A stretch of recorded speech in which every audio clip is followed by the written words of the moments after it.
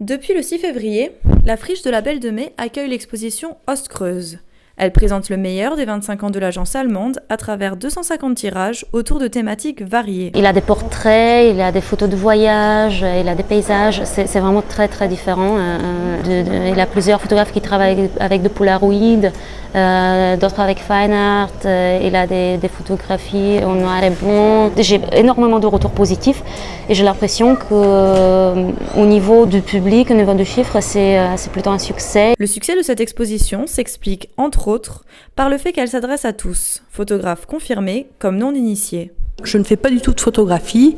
Par contre, la photographie m'intéresse, mais en fait, je ne connais pas les aspects techniques, donc je me laisse porter plus par le contenu et l'émotion que ça peut produire. Ce qui est intéressant dans ce genre d'exposition, c'est que c'est très varié. Il y a un côté de retour sur plusieurs années, donc c'est ça qui était aussi intéressant, qui nous rappelle des choses qu'on a pu vivre ou voir quand on était plus jeune. Moi, j'aime bien les noirs et blancs personnellement, donc il y avait plusieurs choses. Et après, dans cette salle, justement, il y a celle qui est juste en face, là, sur un mur Palestine, la fenêtre, qui fait penser un peu à Magritte, si ce n'est qu'il n'y a pas Magritte. Emma, étudiante en art, pratique la photo depuis 7 ans. Elle voit cette exposition d'un œil expert.